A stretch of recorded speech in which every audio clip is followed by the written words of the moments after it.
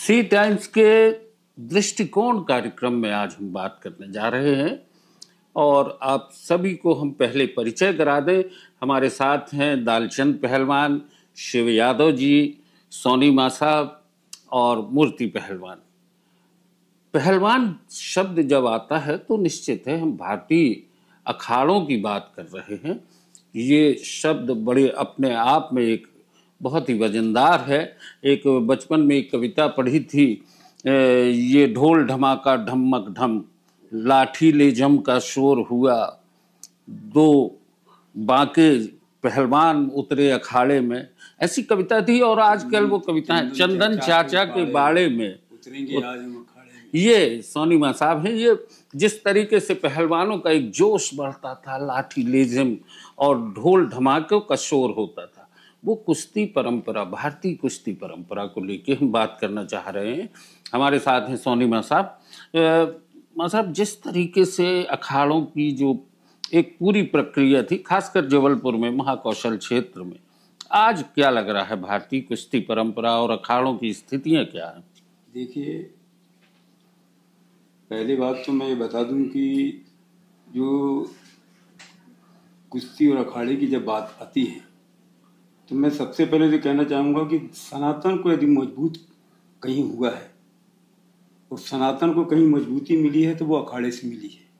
हिंदुत्व को यदि कहीं कोई मजबूती मिली है तो वो अखाड़ों से मिली है। ताकत मिली है तो अखाड़ों से मिली है। हमारे अपने पहले, आज से आप 25-30 साल पहले चले जाएं तो प्रत्येक घर में एक पहलवान हुआ करता था। इसी जबलपुर संस्कार धानी में कम से कम 110 अखाड़े, 110 उस्ताद इस जबलपुर संस्कार धानी में थे।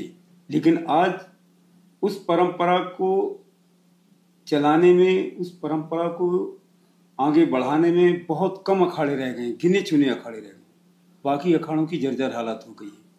और आज जो आधुनिक थोड़ा सा तरीका आ गया है, गद्दे की कुश्ती पे जब जोड़ होने लगी, पहले मिट्टी पे कुश्ती होती थी और मिट्टी पे जोड़ होती रही, पहलवान मिट्टी पे तैयार होता रहा। जो मिट्टी से जुड़ा रहेगा, कहते हैं, वो मिट्टी से बना रहेगा।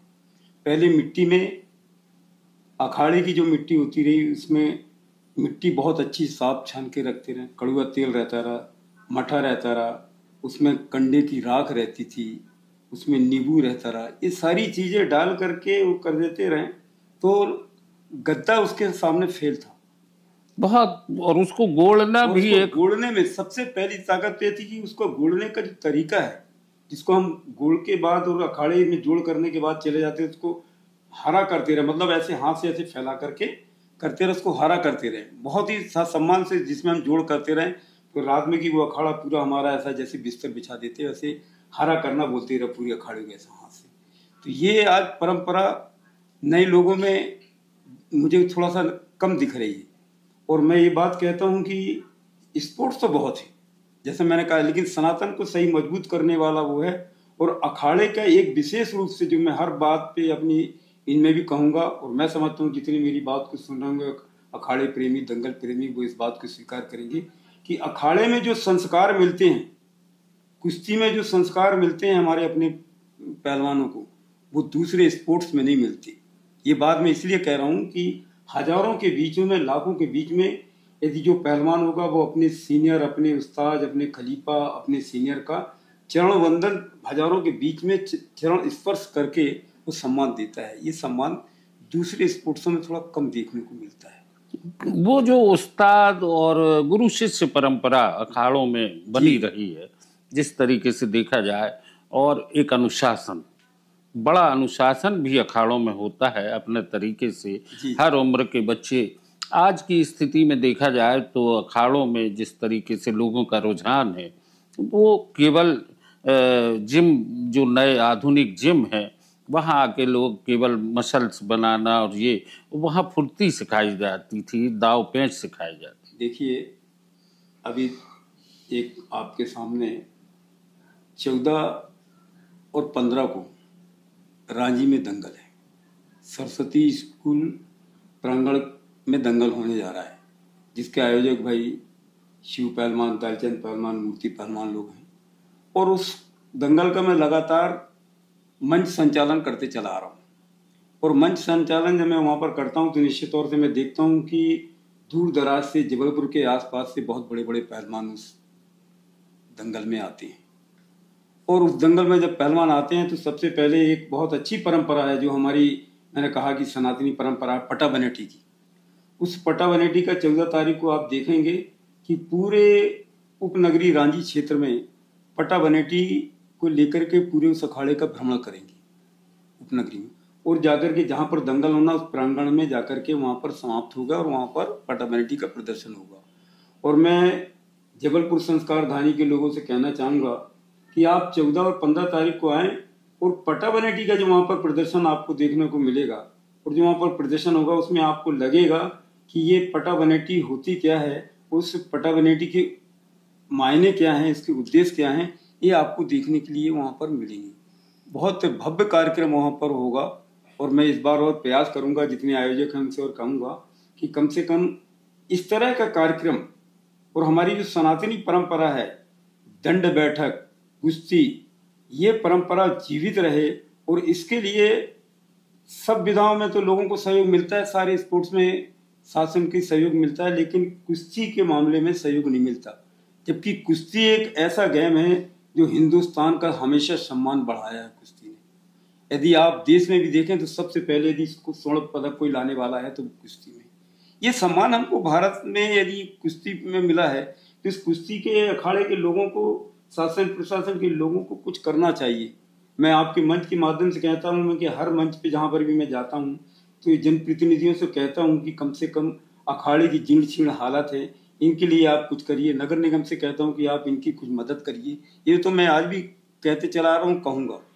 और बड़े उससे कहता हूँ कि यदि वाकई में यदि इस तरह का यदि लोग इस तरफ ध्यान नहीं देंगे तो निश्चित तौर से कहीं ना कहीं हम अपनी सनातनी परंपरा को बहुत पीछे ढकेल रहे हैं। ये एक दर्द भी है, ये एक चाहत भी है कि हमारे अखाड़ों को वो ताकत मिले, सरकार की तरफ से भी उनके संरक्षण की बात हो।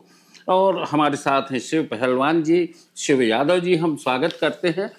और जैसा कि अभी सोनी मां साहब ने बोला कि रांची में 14 और 15 सितंबर को दंगल हो रहा है, कितने वर्षों से वहां पर ये दंगल आयोजित हो रहा है? गंगा भैया, बड़ा सुखद पल है और सुखद क्षण के साक्षी हम बन रहे हैं कि जहाँ पे अभी जैसे सोनी माँ साहब ने बताया सनातन से लेके पहलवानी के विषय में जो प्रकाश डाला, मैं सुखद पल और सुखद क्षण का साक्षी इसलिए कह रहा हूँ अपने आप को कि आज मैं ऐसे पलों का साक्षी बन रहा हूँ जहाँ पे पहलवानी को करने वाले नहीं, पहलवानी को जीने वाले ये 3 व्यक्तित्व बैठे हैं।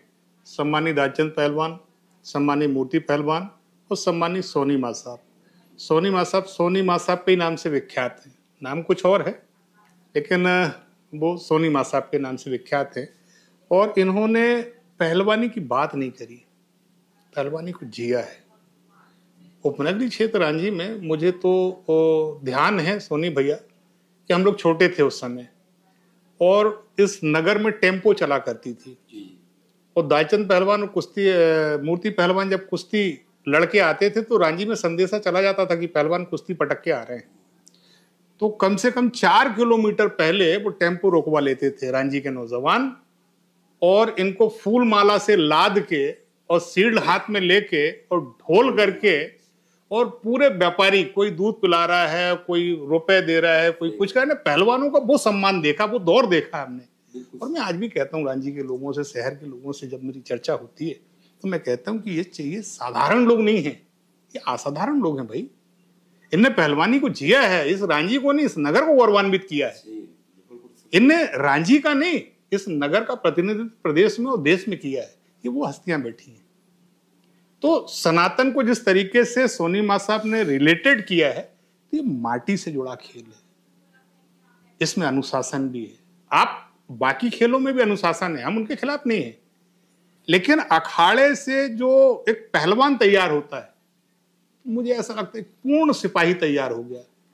मैं कई बार परिकल्पना करता हूं, कई बार कहता भी हूं, जब ये पुलिस व्यवस्था नहीं रही होगी, शासन प्रशासन नहीं रहा होगा, तब भी देश रहा होगा, तब भी लोग रहे, तब वो सुरक्षा की और व्यवस्था की जिम्मेदारी इन्हीं अखाड़ों के हाथों में थी। अखाड़े का एक बुजुर्ग खलीफा अगर किसी चौराहे पे बैठा रहे तो मुझे लगता है कि वो पूरी बस्ती का, पूरे क्षेत्र का लाइन ऑर्डर अपने आप। बोले क्यों? बोले भैया संभल के जाना। क्यों? बोले खलीफा बैठा है। तो मुझे इस बात की भी खुशी हो रही है कि हमारे यहाँ पिछले 43 वर्षों से उस परंपरा का सफलतापूर्वक निर्वाह करने वाले वो दो शख्सियत बैठी है, आदरणीय दालचंद पहलवान, आदरणीय मूर्ति पहलवान, जो 43 वर्षों से उस दंगल का आयोजन लगातार करते चले आ रहे हैं। शिव भाई, निश्चित है दंगल को लेके एक जोश अपने आप में, खासकर जहाँ भी अखाड़े हैं, पहलवान जहाँ वर्जिश करते हैं, जहाँ कसरत करते हैं, उन सभी पहलवानों की भुजाएं फड़कने लगती हैं जैसे ही दंगल की बात आती है। रांची में जिस तरीके से 43 वर्ष हो चुके हैं और ये एक बड़ा ही सुखद क्षण आपने बताया, बड़े बड़े नामी पहलवान वहाँ आए होंगे। मुझे ध्यान आता है गंगा भैया कि हमारे यहाँ के पहलवान, हमारे यहाँ 6ठी बटालियन एसीएफ है, पुलिस है, रेलवे हैं और भी फैक्ट्रियां हैं। हमारे अखाड़े में जो दालचंद पहलवान, मूर्ति पहलवानों के द्वारा जो पहलवान तैयार किए गए, आप स्वयं भी पहलवानी के दम पे फैक्ट्रियों से सेवानिवृत्त लोग हैं, तो ऐसे बहुत सारे पहलवान जो पहलवानी के दम पे जिनका आगे सिलेक्शन हुआ और कुछ लोग सेवानिवृत्त हो गए, कुछ लोग आज भी शासकीय सर्विस में हैं। वो पहलवानी का हुनर था। हमारे उसी अखाड़े से तैयार हुए वो नौजवान थे जिन्होंने पहलवानी भी करी और फिर अलग अलग संस्थानों में देश की सेवा भी करी। ऐसे लोग भी थे। पहले कुश्ती में देखा आपने, पहले सुना होगा, एक डीआईजी अशोक जी थे, अशोक पटेल जी। उन्होंने खड़ी भर्ती की, यदि देख लिया कि पहलवान बहुत अच्छा है इस बेट में, उनने किसी अपने पुलिस वाले पहलवान से लड़ाया, यदि उस पहलवान को यदि उसने पछाड़ दिया तो उसको खड़ी भर्ती उसी समय नियुक्ति दे देती थी। तो उस समय पहलवानों के अंदर एक उत्साह रहता रहा कि हमको पहलवानी करनी है, यदि हमको शायद सर्विस इसी वजह से मिल जाए। तो कम से कम ये जबलपुर में अशोक पटेल जी के रहते हुए बहुत से पहलवान पुलिस में भर्ती हुए हैं। सोनीमा साहब, एक और पहलवान का नाम आप सभी के बीच में है, हन्नू पहलवान का नाम भी इस शहर में बड़े अदब से लिया गया, बड़े पहलवान का देखिए मैं बताऊं, हन्नू पहलवान जबलपुर शेरे तब बने जब उन्होंने बड़े मलखान पहलवान से कुश्ती जीती। बड़े मलखान पहलवान उस समय मिलिट्री में जोड़ करते रहे, फिर मथुरा उस्ताद से मैं लड़ता था और मथुरा उस्ताद में आकर भी हमारे सुखदेव पहलवान, समुद्री पहलवान बड़े पहलवान थे, उनसे आके वो जोड़ करते रहे, तब वो चर्चा करते रहे। वो बड़े मलखान का घमंड निश्चित तौर से कहीं ना कहीं ले डूबा उन्हें। मैंने देखा हूँ अपनी आंखों से बड़े मलखान का जोड़ और बड़े मलखान को जोड़ करते हुए। हन्नू पहलवान की जिनने और बड़े मलखान की कुश्ती देखी हुई, मेरी बात को सुन रहे होंगे बहुत से पुराने खलीफा यहाँ पर, पलक झपकते हन्नू पहलवान को 2 बार मलखान पहलवान ने नीचे ला करके जिस तरह से ऐसे पैर से जो उनको किया ना, वो सबसे बड़ा लोगों की आत्मा दुखित हुई कि यार ये ऐसा पहलवान को नहीं करना चाहिए, मतलब इतना घमंड हो गया था। और पलक झपकते ही हन्नू पहलवान ने जो दांव मारा है, मैं उस दांव को कम से कम 50 बार अपने अखाड़े में रिपीट किया कि हन्नू पहलवान ने मलखान पहलवान को कैसे पछाड़ा, वो मेरी नजरों में आज भी छूटता है। दांव कौन सा था? उस दांव को क्या हुआ कि वो दोनों हाथ ऐसे लेकर के आदमी थोड़ा सा रेला दिया और उन्होंने अपनी पुट पे लेकर के ऐसा पूरा ले लिया। अब उसको तुम कूला भी कह सकते हो और कूला तो दूसरा होता है लगाने का, समझे क्या, लेकिन वो रेला दिया उन्होंने अपने ऊपर से ऐसे लेके किया और बिल्कुल चित्त हो गए बड़े मलखान पहलवान। वो ऊपर वाले का चमत्कार था कि पलक झपकते हन्नू पहलवान ने बड़े मलखान को। अच्छा, कुछ दाव हैं जिनके बारे में पूछना चाहेंगे आपसे भी। वो पहलवानी के कुछ दाव, जैसे आपने अभी मुल्तानी दाव बोला, और भी कुछ दाव हैं। सबसे पहले आदमी हाथ मिलाता है, सलामी लेता है, उसके बाद दस्ती उतारा, फिर खड़ी निकाल, बारी निकाल, कला जंग, चरखा, हमजे का एक लंगा, धोबी पाट, गधा लोट, मुर्रा दाव, नवाज बंद, बंदा नवाज, ये बहुत से ऐसे दावा हैं। बंदा नवाज मतलब एक नवाजी जब वो कर रहा था, जिंद परेशान कर रहा था, तो उसने उसको नमाज बंद लगा करके उसके ऊपर नमाज पढ़ी, ऐसे दाव थी। ये दाव हैं और यदि कई लोग ऐसी बात करते कि नहीं, कहीं एक हलाफून एक ऐसा दांव होता है कि कितने बड़ा पहलवान आदि उसको नीचे ला करके हलाफून डाल ले, वो तड़फड़ाता रहेगा लेकिन उठ नहीं पाएगा। दोस्तों, ये सब दाव आपको देखने मिलेंगे 14 और 15 सितंबर को दंगल में, जहां रांची के मैदान में देश के बड़े बड़े पहलवानों का जमघट होगा।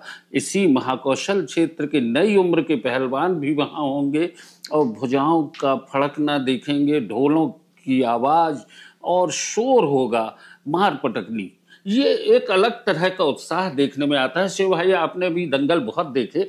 जब दो पहलवानों का जोर होता है, उस समय पे जो दर्शक होता है उसके बीच में क्या उत्साह चलता है। मैं आपको देखिए, बता आप दूं, एक बात बताएं बोलने के आपको। पहले शिव भैया भी हमारे बड़े जूनियर तो हैं, हमारे संजय व्यायामशाला के हैं, लेकिन बहुत अच्छी कुश्ती लड़ते रहे शिव भैया।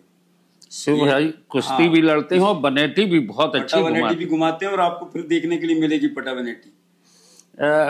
मूर्ति भैया, मैं आपसे पूछ रहा हूँ और शिव भैया को आपसे जानना चाह रहा हूँ कि जिस तरीके से दंगल होता है, दंगल की पूरी एक अपने तरह की एक कमेटी होती है, दंगल में लोगों का आना जाना होता है। पहलवान जब अपनी तैयारी करता है तो उसके लिए किस तरीके से अपने आप को तैयार करना चाहिए? सबसे पहले शिव यादव हमारे पास छोटा था, वो अच्छा कभी भी ऐसे कुश्ती लड़ता रहा, रियाज दंड बैठक ऐसा मारता रहा, बहुत ज्यादा हम उससे ज्यादा करता रही और ऐसा थकता नहीं रहा, ऐसा दांव लगाता रहा, सबको हरा देता रहा। शिव भाई, आपकी तारीफ में बहुत सी बात कह दी है, तो निश्चित है कि आपने कुश्ती की शुरुआत की होगी और जब आपने जोर लगाए होंगे तब उम्र क्या रही आपकी? आज जो मेरी तारीफ हो रही है, पहले तो मैं इस पे बात कर लूं। ये दो शख्सियत बैठी हैं, ये हमारे सीनियर भी हैं और ये अखाड़े के वो लोग हैं कि हमारे जैसे पता नहीं कितने नौजवान इन्हें तैयार किए होंगे। और आज भी मैं ये बात को बड़ी फक्र और गर्व के साथ कहता हूँ, आज आपके स्टूडियो में यहाँ पर हम बैठे हैं, कि उपनगरीय क्षेत्र रांची में जब हमने होश संभाला तो सोनी भैया ढेर सारे खेल की प्रतियोगिताएं होती थी। क्रॉस कंट्री की मैराथन दौड़ें होती थी, वहाँ खो खो होता था, वॉलीबॉल का टूर्नामेंट होता था, कबड्डी होती थी, स्कूल में जेईए की संभागीय प्रतियोगिताएं होती थी सारे स्कूलों में। यानी पूरा उपनगरीय क्षेत्र रांची खेलों से भरा रहता था। नाग पंचमी में इतने अखाड़े हुआ करते थे कि हर गली मोहल्ले से वो ढोलों के साथ वो नौजवानों की टोली निकलती थी। और जो आपने शुरुआत में एक गीत गाया ना कि चंदन चाचा के बाड़े में उतरेंगे आज हम अखाड़े में, वो दृश्य हमने देखा है। वो देखते देखते ये 2 दशक में ऐसा हो गया कि खेल के नाम पे सतपुड़ा के नीचे सूखा पड़ गया। आज ना वहां क्रॉस कंट्री हो रही, ना वॉलीबॉल हो रही, ना कबड्डी हो रही, ना खो खो हो रहा और ना स्कूल की वो प्रतियोगिताएं हो रही हैं। ऐसे सूखे के उसमें विपरीत समय पे ये दो जो व्यक्तित्व यहाँ बैठे हुए हैं, आदरणीय दालचंद पहलवान, आदरणीय मूर्ति पहलवान, आज भी पिछले 43 वर्षों से ये अखाड़े को आज भी जी रहे हैं और आज भी वो नौनिहाल और नौजवानों को तैयार कर रहे हैं और आज भी उस परंपरा को जिंदा रखे हुए हैं। ये सुखद बात है कि आज भी 43 वर्षों में 2 दिवसीय दंगल प्रतिवर्ष रांची में भरता है और ढेर सारे पहलवान वहां आके जो है वो जोर आजमाइश भी करते हैं और प्रतिस्पर्धा स्वरूप एक दूसरे से संघर्ष भी करते हैं। पटा बनेटी 14 तारीख को जब शुभारंभ होगा और हमारा अखाड़ा निकलेगा और पूरी रांची का भ्रमण करेगा, तो वहां का जो व्यापारी है वो हाथों में फूल और गमछा और ये लेके तैयार रहता है स्वागत करने के लिए। इन्हीं 2 शख्सियतों का। आपने कब से शुरू किया था? जोर आपने कब लगाया पहला? मुझे ध्यान पड़ता है कि हमारा जो परिवार है वो पहलवानी से पहले से, यानी परंपरागत परिवार हमारा पहलवानी वाला है और हमने होश संभाला तो हमारी बस्ती में सर्रा पीपल में ही हम रहते हैं, तो वहाँ अखाड़ा रहा। आदरणीय दालचंद पहलवान और मूर्ति पहलवान पहले से वहाँ पे जो है संचालन करते थे, तो हमें पिताजी ने जो है वो अखाड़ा छोड़ के आए और फिर अखाड़े में हमने जो है, हमें भी होश नहीं है, यानी बहुत बचपन से ही जो है कह लो अखाड़े से हमने शुरुआत करी है। और एक बात और बताऊं, मुझे जो भी पहचान मिली है वो मेरा अखाड़े का बड़ा योगदान है। निश्चित है, अखाड़े से निकला हुआ नौजवान अपने भीतर एक जज्बा लेके निकलता है, इसके भीतर एक जुनून होता है और जीत उसके रगों में दौड़ती है। वो हर जगह जीतने के लिए काम करता है, किसी भी संकट के क्षण में हो वो हिम्मत नहीं हारता है। वो अपने तरीके से अपनी पहचान भी बना लेता है। अखाड़े की परंपरा, सोनीमा साहब आपने दोनों ने एक बात कही, मैंने भी बचपन से यहाँ पे देखा है, बाहर से जोर लगा के जब पहलवान आते थे, रिक्शों पे खड़े होते थे, मालाओं से लदे होते थे, ढोल बजते जाते थे। गिरधारी उस्ताद अखाड़ा हमारा सुपरमार्केट में, वहाँ पर भी बहुत आजकल स्थितियाँ अच्छे पहलवान निकले, लेकिन ये बात अलग है कि अब अखाड़े बहुत सिमटते जा रहे हैं। सरकार को भी चिंता करना चाहिए, नगर प्रशासन को भी ध्यान में रखना चाहिए कि उन अखाड़ों में जो पहलवानों की गंध बसी है उसको जीवित रखें और उत्साह के साथ नई उम्र के बच्चों को भी उन अखाड़ों से जोड़ने की कोई न कोई एक मुहिम छेड़ी जाए। मैं आखिरी में एक बात और कहना चाहूँगा, यदि जबलपुर में पुनः पहलवानी को यदि जीवित किया जा सकता है तो उसकी शुरुआत ये चंद कुछ जो लोग हैं, जनप्रतिनिधि हैं, उनसे जरूर मैं निवेदन के साथ कहना चाहूँगा कि जिस तरह पहले हर प्राइमरी स्कूल में पहले कुश्तियाँ हुआ करती थी नाग पंचमी के दिन, प्राइमरी में जो हमारा बेस है, यदि पुनः फिर नाग पंचमी के समय पे प्रत्येक स्कूल में यदि कुश्ती प्रारंभ कर दी जाए तो वो जो हमारे संस्कार जो शुरू से मिलेंगे, मैं दावे के साथ कह सकता हूँ कि पुनः कुश्ती जीवित हो जाएगी। उसकी नर्सरी की शासन प्रशासन हर नाग पंचमी को अपनी स्कूल में वो दंगल वो कुश्ती कराना चाहिए। पहलवानी की नर्सरी जो है वहां से ये मैं आपसे निवेदन कर रहा हूँ। दोस्तों, जो कविता पढ़ी गई थी कि चंदन चाचा के बाड़े में उतरेंगे आज अखाड़े में, ये पहलवान अंबाले का, ये पहलवान पटियाले का, ये कविता बचपन में पढ़ी थी, आज पाठ्य पुस्तक से एक नदारत है। जरूरी है कि ऐसी कविताएं भी शामिल की जाएं और कुश्तियां भी स्कूलों में शुरू की जाएं। संवाद कार्यक्रम में, दृष्टिकोण कार्यक्रम में जो हमने चर्चा की है, उसके लिए आप सभी को, दालचंद पहलवान जी, मूर्ति पहलवान, सोनीमा साहब, आप एक चीज बोलूंगा, ये हमारा उस्ताद है शिव यादव, शिव यादव को मूर्ति पहलवान का दालचंद पहलवान उस्ताद है। वो जो हम लोग दंड बैठा मारते रहे तो एक लात रखे रहते रहे कि उठे तो बहुत मार दूंगा, दंड मार रहे तो, और इतना दंड मारनी चाहिए तुमको, इतना हमारे उस्ताद सिखाता रहा हम दोनों को। और सबसे ज्यादा ये बहुत खिंचता, बहुत उत्साह है। ये उस्ताद हमारे साथ दो हैं, मूर्ति पहलवान, दालचंद पहलवान, सोनीमा साहब, शिव। तो ये पहलवानों का एक जुनून है और निश्चित है दोस्तों, आप सभी से भी गुजारिश है कि 14 और 15 सितंबर को उपनगरीय क्षेत्र रांझी में होने वाले दंगल को अपनी आंखों से देखें, वहां अपनी उपस्थिति दर्ज करें और भारतीय कुश्ती की वो कलात्मक एक प्रक्रिया है जिसको समझने की जरूरत है। निश्चित है आपके बच्चे भी मिट्टी में लौटना सीख जाएंगे, उनके भी बदन में वह फुर्ती दौड़ेगी, स्फूर्ति आएगी और एक जोश होगा, जीत का जोश। बहुत बहुत धन्यवाद आप सभी को। गंगा भैया।